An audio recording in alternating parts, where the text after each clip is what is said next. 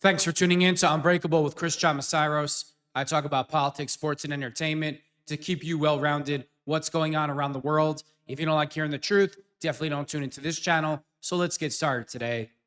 So it's being reported by multiple people, Candace Owens, Nick Fuentes, that Benjamin Netanyahu offered Charlie Kirk $150 million for Turning Point USA, and Charlie Kirk said no thank you. Then Charlie Kirk was summoned to Bill Ackman's house for an intervention. Bill Ackman was trying to say that Charlie was beginning to turn anti-Israel. He had his intervention. He was asked to go to Israel, and Charlie felt threatened that his life was in danger for the last couple weeks. Charlie Kirk was on multiple shows, on his own shows, saying the amount of stress and pressure that he was under was tremendous. He was watching his words on the Patrick Bet-David show. He seemed like he felt like his life was threatened. Then a few days later, after Charlie Kirk doesn't take the money from Benjamin Netanyahu, Charlie Kirk is murdered. And let's look at what Charlie Kirk had to say a week or two before he was murdered. And Jewish donors, they have a lot of explaining to do, a lot of decoupling to do, because Jewish donors have been the #1 funding mechanism of radical, open border, neoliberal, quasi-Marxist policies, cultural institutions, and nonprofits. This is a beast created by secular Jews. And now it's coming for Jews, and they're like, what on earth happened? And it's not just the colleges. It's the nonprofits, it's the movies, it's Hollywood, it's all of it. It's like time for you guys to wake up and say no more. Draw a line in the sand. I don't care if you hate me. All I really needed to hear was that Israel is pretty much responsible for the open borders. They're pouring money into making America an open border country where we're not a country anymore because we don't have a border. You know how many people have been murdered, sexually assaulted, died of fentanyl poisoning because Joe Biden and Democrats and now Israel is supporting open borders, trying to replace conservatives so we no longer have a voice, our vote no longer counts. As soon as I seen this video today and I heard Charlie Kirk saying that Israel was donating millions upon millions of dollars for America to have an open border, here's my position now. I am officially done with Israel, with that whole side of the world. I don't care what they do anymore. Don't tell me. I don't care. Don't ask me to choose a side. Whatever they do, they do. Israel and Palestine, I don't care what you guys do to each other. Don't care. I am completely over it. And we're never going to find out if Israel was involved in Charlie Kirk's assassination. Nobody's ever going to find that information out. But let's just say hypothetically we did. That would mean that the United States government allowed Charlie Kirk to be executed on the behalf of Israel. Now, I'm not saying that's what happened. We are never going to find that out. See, they did this with Lee Harvey Oswald. They always have to have a cover story. Do you really believe that Lee Harvey Oswald shot JFK? No. But they need to have a cover story. And the cover story is, see, they know that these individuals have these strong types of feelings, like Tyler Robinson. The deep state, whatever you want to call this, Mossad, the deep state, they know that certain individuals have these types of extreme views, and they groom them, and they put them in the position of where the actual incident is going to happen. And then they carry out the atrocity, and then that person becomes the scapegoat. Just like 9/11, people will say, you're totally out of your effing mind. Who do you think drove the planes into the buildings? What I believe is our intelligence community knew, they heard the chatter online that Muslim extremists were going to drive those planes into buildings and commit a terrorist act. And it's not that we need CIA agents to drive the actual planes. They just stand down and they allow it to happen. And with Tyler Robinson, He shows up, he thinks he's going to carry it out, and somebody else carries out the assassination for him. And then who do you think the media and United States government blames it on? Now, I could be totally wrong. But there's a lot of things here before Charlie Kirk's death that just shows you the amount of stress, pressure. He was scared. Charlie was scared. A guy that is never scared. He was terrified. He knew his life was in danger. And why is that? Do you think he was afraid of radical transgender nut jobs, weirdos who think they're women? And do you think he was really afraid of them? Do you think those are the type of people that put fear in Charlie Kirk's heart? I seriously doubt it. But Benjamin Netanyahu, that's a different story. Now, don't misinterpret what I'm saying. Palestinians are no innocent bunch of human beings. They started this entire thing. They created this. They poked the bear, and now Benjamin Netanyahu is making examples out of them. And Benjamin Netanyahu knows if you leave the sons avenge the fathers. So now he's got to get rid of everybody. So I'm not turning Palestinians into some innocent little sheep that didn't do nothing. That's not what I'm saying. But Charlie Kirk was so powerful because he was so involved in the college movement with voters 18 from 21 who 10, 20, 30 years from now are going to be the majority of voters, who are going to be the majority of Americans who are involved in American politics. And Israel doesn't want to lose control of those voters. Israel doesn't want somebody like Charlie Kirk telling them things like he just mentioned here. They don't want him saying that. They don't want somebody like Charlie Kirk turning the hearts of college students against Israel. They can't have that. Israel always claims they want to have a working relationship with the United States of America, that they want to be partners, that they want to be friends. And it's coming out now that Israel, see, I have no problem with Israel bombing the shit out of Iran. I don't have a problem with that. I don't think America should be involved in that because Iran funds all the terrorism around the world. So if Israel wants to knock them off the planet, more power to you. I really hope you succeed. And if Israel becomes the dominant country in that region, it benefits America because Israel is not going to commit terrorist acts against America like some other countries, but they might be involved in other things against people who speak out against their regime, against Netanyahu's vision for Israel. Could I put it past him to want to silence somebody like Charlie Kirk, as powerful as he was, as influential as he was? And the craziest thing about it is Charlie Kirk has said over and over, right up to his death, yeah, I might critique Israel, but I will always be for Israel no matter what. And it seems to me Benjamin Netanyahu and the rest of the Israeli upper echelon, they don't want anybody to have the slightest bit negative thing to say about the way Israel and Netanyahu is handling this situation. I am starting to think that Charlie Kirk just became collateral damage in this entire process. I'm starting to think that he became too powerful for his own good. A lot of this doesn't make sense to me. The agent that was standing behind Charlie Kirk was also the same agent that was standing behind President Trump when they tried to assassinate him. Now, what really doesn't make sense to me is this. The Jewish groups are obviously giving millions and trillions of dollars to open borders, but yet President Trump is super hard line against illegal immigration and the border. Like, he's going against the interests. So I am just so confused. It's just like, what the F is going on here? But when you chalk it up to what's going on here is this.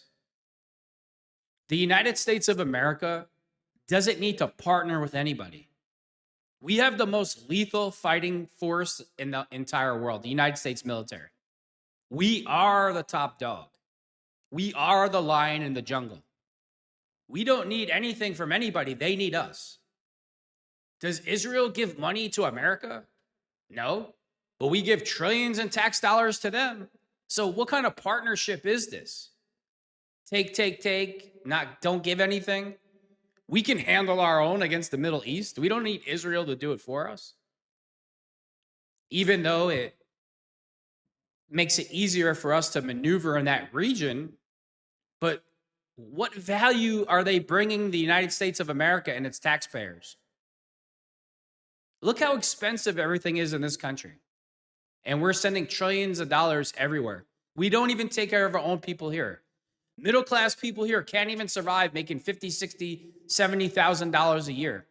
And the United States of America is always involved in some bullshit overseas. I believe these words that Charlie Kirk was speaking before his death were the catalyst to his death. I really do. I mean, if you see him on the Patrick Bet-David show, he looks terrified. He says that he was over in Israel and saw all types of things, and he had to be careful what he's saying. And another good man who would have if he would have ran for president, would have put God, country, Americans first and nobody else. And he was starting to turn quite a bit. Maybe Benjamin Netanyahu felt threatened. Oh, if Charlie Kirk becomes president, he's starting to talk like Candace Owens. We can't let that happen. There's so many things going on here that just don't make sense. And if he was taken out by Mossad or the Israeli government, you know what that means, don't you? That means the American government stepped aside and said, hey, do your thing. It's just a bad day. And I'm not letting that trans piece of garbage off the hook, because whether he pulled it or not, the only way they could manipulate him to be there is if he was about the action, if he was willing to carry it out. If he was a good, solid citizen, they can't manipulate you to do something like that if you're a good, solid citizen. The CIA, Mossad, they know people are radicals. They groom them online. They put them in the position, oh, it's going to happen here. These kids don't know who they're talking to. They get there and they think they're carrying this out. Meanwhile, it's carried out by somebody else, and then they take the fall. We've seen it through history over and over again. Don't tell me that we haven't. Alleged Charlie Kirk assassin Tyler Robinson charged with murder. Prosecutors to seek death penalty. Utah County Attorney Jeff Gray announced formal charges against alleged Charlie Kirk assassin Tyler Robinson on Tuesday with 7 counts, including aggravated murder, after Kirk was shot and killed during an event last week at Utah Valley University. Tyler Robinson's roommate, Lance Twiggs, a biological male that identified as a transgender, go figure, who was in a romantic relationship with Robinson, provided evidence, including a series of text messages from Robinson on September 10th, 2025. Prosecutors say Twiggs received a text message from Robinson which said, "Drop what you are doing, look under my keyboard." Twiggs looked under the keyboard and found a note that stated, "I had the opportunity to take out Charlie Kirk and I'm going to take it." Police found a photograph of this note. Prosecutors say the following text exchange then took place. After reading the note, Twiggs responded, "What? You're joking, right? Robinson, I'm still okay, my love, but I'm stuck in Orem for a little while longer yet. Shouldn't be long until I can come home, but I got to grab my rifle still. To be honest, I had hoped to keep this a secret till I died of old age. I'm sorry to involve you. Roommate, you weren't the one who did it, right? Robinson, I am. I'm sorry. Roommate, I thought they caught the person. Robinson, no. They grabbed some crazy old dude that then interrogated someone similar in similar clothing. I had planned to grab my rifle from my drop point shortly after, but most of that side of town got locked down. It's quiet, almost enough to get out, but there's one vehicle lingering. Roommate, why? Robinson, why did I do it? Roommate, yeah. Robinson, I had enough of this hatred. Some hate can't be negotiated out. If I'm able to grab my rifle unseen, I will have left no evidence. Going to attempt to retrieve it again. Hopefully they moved on. I haven't seen anything about them finding it. Roommate, how long you've been planning this? Robinson, a bit over a week, I believe. I can get close to it, but there's a squad car parked right by it. I think they already swept the spot, but I don't want to chance it. Robinson, I'm wishing I had circled back and grabbed it as soon as I got into my vehicle. I'm worried what my old man would do if I didn't bring back Grandpa's rifle. I don't know if it had a serial number, but it wouldn't trace to me. I worry about prints. I had to leave it in a bush where I changed outfits. Didn't have the ability or time to bring it with. I might have to abandon it, and I hope they don't find prints. How the F will I explain losing it to my old man? Only thing I left was the rifle wrapped in a towel. Remember how I was engraving bullets? The FN messages are mostly a big meme. If I see notices bulge, ooh, whatever. If I see notices bulge UWU on Fox News, I might have a stroke. All right. I'm going to have to leave it. That really effing sucks. Judging from today, I'd say Grandpa's gun does just fine. I don't know. I think there was a $2,000 scope. Robinson, delete this exchange. These idiots, delete the exchange like there's no prints of it. Robinson, my dad wants photos of the rifle. He says Grandpa wants to know what. Robinson, my dad wants photos of the rifle. He says Grandpa wants to know who has what. The feds release a photo of the rifle, and it's very unique. He's calling me right now, not answering. Robinson, since Trump got into office, my dad has been pretty diehard MAGA. Robinson, I'm going to turn myself in willingly. One of my neighbors here is a deputy for the sheriff. Robinson, you are all I worry about. Love. Roommate, I'm much more worried about you. Robinson, don't talk to the media, please. Don't take any interviews or make any comments. If any police ask you questions, ask for a lawyer and stay silent. Well, I want to know the ballistics. I want to know the ballistics report from the bullets that were pulled from Charlie Kirk's body, if they match the rifle. That's what I want to know. I want to see the ballistics report. I want the ballistics report to be released if the bullets match the kid's rifle. Because if the ballistics report are not shown, I have an issue here. I have a big question here. You can't do this at this point. Release all this information and be like, oh, well, we're not going to show you 100% that the bullets were from the transgender's rifle. Bill Ackman also offered a reward leading to information about the assassin who murdered Charlie Kirk. And guess what? The $1.2 million is going to go to Tyler Robinson's dad, the father of the alleged shooter. It's just, this stuff is just, oh man. Now look at these agents standing behind Charlie Kirk giving signals. If you ask me, this is dialing in the gun.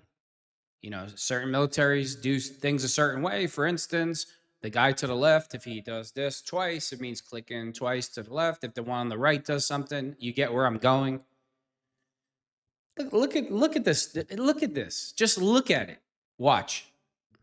Those of us who served in the military are a little bit aware of hand signals being thrown up. And oh, they wanted to get it on film too. Trust me, they get off on it. These two men need to really be looked into with some of the sniper looking signals, especially coming from the guy in the white and the guy in the black.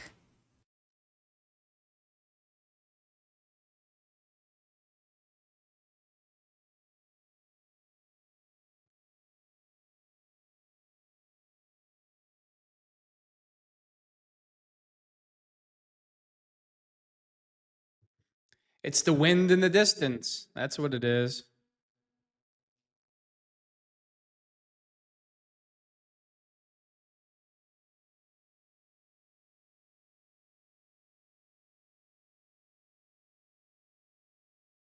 You know how many mass shooters there have been in America over the last 10 years? Counting or not counting gang. You see that guy right there? But when President Trump was almost assassinated, he was standing behind President Trump also. They're doing this right in front of your face. They think we're all dumb. Violence. Great. He knows.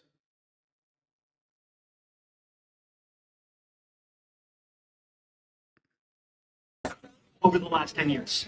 Counting or Oh, let me guess. Those are just nervous twitches, right? It doesn't really mean anything, right? Right, Cash Patel? It doesn't really mean anything. We're not going to look into the security at all. I wonder why. not counting gang violence. great. And then you know what happened after that.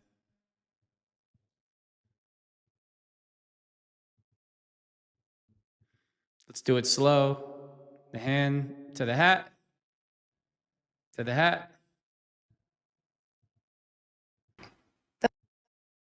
I think this guy right here has something to do with it. Watch. I want y'all to watch this guy. He's going to look to that side, and then he's going to tap his shoulder. He looks, tap, shot. There you go. They think we're all dumb. Here's another view. I think this guy right here has something to do with it. Watch. I want y'all to watch this guy. He's going to look to that side, and then he's going to tap his shoulder. He looks, tap, shot. Oh, no, that wasn't a sign. That's your imagination. Oh, man. Let's watch it again. Let's watch the setup. All these signs. I mean, come on, man. Come on. I mean, seriously.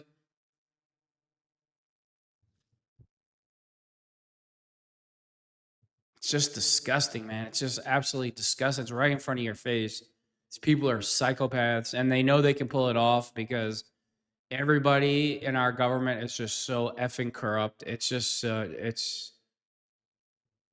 wow. Those hand signals were messages to the shooter. And I think I'm not letting the trans kid off. The reason why, if you're the scapegoat in this, you deserve to be the scapegoat because they knew that you had the feelings and the animosity and the hate to actually do it. So they set you up, you get there, then they do it, then you're the scapegoat. So no matter how you look at it, Tyler Robinson was part of this entire thing. So I'm not letting that little dirtbag off the hook at all. But you see what's going on here. You see what led up to Charlie Kirk's death. You saw what Benjamin Netanyahu wanted to give him, $150 million for Turning Point USA, which he declined. Then Benjamin Netanyahu wanted Charlie Kirk to go to Israel to, be re-educated, and he said, no, thank you. Then he gets summoned to Bill Ackman's house and reminded about the money that he was given and, the things he shouldn't or shouldn't say. And then he ends up dead. So you figure it out. And remember one thing, if they operate on our soil, whoever this may be, that's because the American government allowed them to operate on our soil. Charlie Kirk, 31 years old, could have ran for president. Probably was going to run for president. And now he won't be a formidable opponent for anybody. Because remember, the power structure here, they always want to put certain people to run for president, so they always have their hands on the actual power. But the psychopaths can't have somebody else run that has a mind of their own, who they can't control, who won't go along with their narrative. And if that person becomes too powerful or too popular or too influential, they gotta go. And Charlie Kirk is no longer here. And I'll say this over and over again. I'm America first. I'm for Americans and America. We don't need any other country in the world. We don't need to be friends with anybody. You need us. You need our tax money. You need our military. You need our strength and our courage. We don't need any of you, none of you. So I really don't understand this. I don't understand how the United States government is taking orders from anybody. If I'm the most powerful man in the world and I run the United States military, the most lethal fighting force in the world, and you threaten me in any capacity, before your plane even lands, you're done. I guess the moral of the story is this. The founding fathers that created the greatest country in the world, they warned you about this. They told you don't get involved in foreign affairs. And what does America do? The total opposite. As our people here starve, can't pay their bills, have to work 3 jobs, open border, victims to crime, as we police the effing world. Right? We police the world as our standard of living goes to complete shit. Should have listened to the founding fathers. America needs to learn to mind their own. We are the king. Other countries are not the king. We don't take orders from anybody. We don't need anybody. They need us. They need our tax money. So American citizens are now slaves to pay for other countries because they can't get their shit together? Because that's the way it seems. As we could barely survive in our own country. And Charlie Kirk would have been a real leader, a real president, putting America first, staying out of foreign affairs, securing the border, not letting crime become rampant, not letting people leech off the system and make excuses for their crappy behavior. And where's Charlie Kirk? In the ground. And all the Christians that make excuses, right? This is my problem with Christians. Oh, remember, we're fighting flesh and principalities and not people. It's always the Christian excuse not to mobilize and protect yourselves and protect your country and to be the aggressor. And I'm not saying go out and commit violence. That's not what I'm saying. Christians always have a built-in excuse for pacification or, to be like monks. That's not what the Bible tells you at all. But that's the excuse they always use. Oh, well, we're fighting the devil. It's flesh and principalities. It's not people. So let's just get back and get murdered and hand the country over and let Islam take over because Jesus says that we're fighting flesh and, man, F you already. I almost feel like sometimes, you know what? You deserve whatever the F you get for being such cowards. Like you're so afraid you won't even say Merry fucking Christmas. Really? Really? I'm going to end it with that. The moral of the story is this. America needs to learn to mind their own business and let all these other countries that can't get their shit together handle their own bullshit. That's the moral of the story. So good men like Charlie Kirk don't need to be in the ground and be dead. With that being said, thanks for tuning in to Unbreakable with Chris Chamasiros.